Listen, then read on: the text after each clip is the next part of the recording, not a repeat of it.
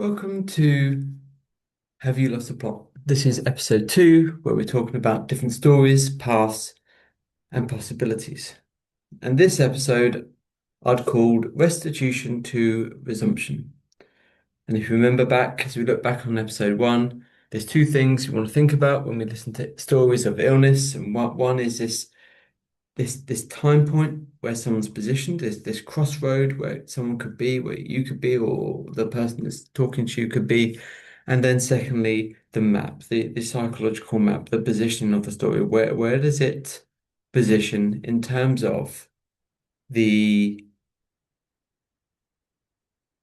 emotions, hope, and adaptation that people can be considering? So as we consider today's podcast, really what we're talking about is two related and important stories, and you may well hear them or tell them. And I think these two stories are particularly interesting because I think one of the things we expect in life a lot of time is continuity, the same things happening in a known, familiar, safe pattern. Um, and therefore, when something like illness happens, wanting to go back to that or being restored to what it was in terms of activities, relationships, identities can be really, really important. So the restitution is a very, very natural response to illness, trauma, pain, wanting to be restored to normal. It's really important. And probably one of the most common stories will be here is I just want my old life back. And it's very, very understandable to want things fixed. And medicine can do wonderful things and allow that. Sometimes, however, it may not. So what we have to think about is what happens if recovery takes longer than expected? What happens when life cannot be exactly the same as it was before? And I wanted to focus in on the restitution and resumption plots because there's a subtlety in them. So let's think about the story now, the different stories. And this work comes out of some work with people who had suffered musculoskeletal trauma. And we spoke to them across periods of time, very initially, through to about a year. And these are some of the statements they might say early on. Once this is fixed, this is probably referring to a bone or something, I'll get back to normal. Everything will be okay when this is gone. I just need my old life back. At that time, their attention was focused on recovery as restoration. Their hope depended on things becoming exactly as they'd been before. But months later, the story sounded a bit different as we travelled through with them, as we met up with them again. And they might say things like, I'd still have some problems, but I started to see friends again. I found ways of doing some things that I enjoy. Life isn't the same as before, but it's moving again. Or without even noticing it, they had really changed their plots. And they weren't waiting for life to return to what it had been before. They'd started living it again. So there was this sort of change. And really that's what drew my attention into into these two plots. So the resumption is about resuming the activities, relationships, and things like that. Whereas the restitution is about restoring to how things were. So actually I did create an image that I can share on this one. So let's have a quick look at that image. Zoom up again, share here. This is to give you a little picture of uh, this. Thank you to Copilot for creating this one. Um, and you can see there's a differences. So you might want to pause here and just have a little look through some of these terms and things like that.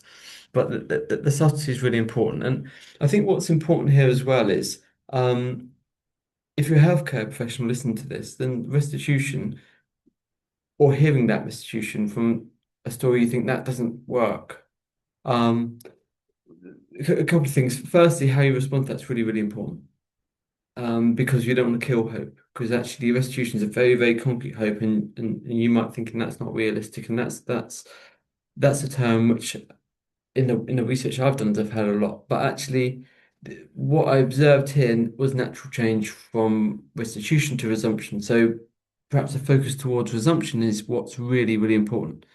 But let's have a look at this and talk through this the time points thing and the crossroad analogy from the initial signpost and the mirror map. So from a time point, we notice that restitution looks towards a specific future, and that future is what it used to be. So it's very fixed and firm, unyielding, if you like.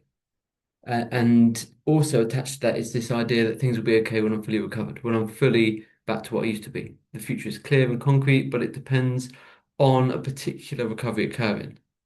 The resumption plot's different. It shifts attention to what can be resumed today.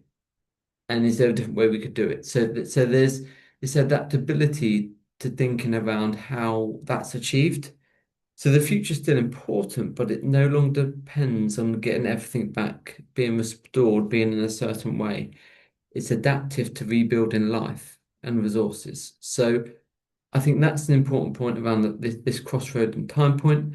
And then from a psychological map point of view, is I'd place these two plots quite close to each other on the mirror map, but one on the left-hand side and then the other moving towards the right-hand side. So more like the adventure plot. So the resumption being a, for me something which enables life to continue. So it has value. Both plots have hope. Um, the the restitution is a bit unyielding in the sense of what it wants in particular, whereas the resumption uh, can shift things towards confidence and possibility. The inability to accept anything other than what things used to be is resistance, whereas adaptation has started to shift in that acknowledgement, has started to come in with resumption. So the hope becomes less about restoring the past and more about creating a meaningful future. So it's not giving up. It's moving from waiting for life to begin again to discovering that life's already happened. So those two plots were interesting. They were told. And when we think about the experience of illness or injury, some questions can be around um, uh, how do you get back to normal? But they can also be around what ways can you find to resume things that matter most to you? What different things can be done right now and in the present to look forward rather than um, waiting for for that perfect resumption of what used to be, embracing what could be now. So that's the second episode done. I hope you've enjoyed it. Uh, I've got one more to come, which is slightly different. It's a different focus. I look forward to speaking to you then.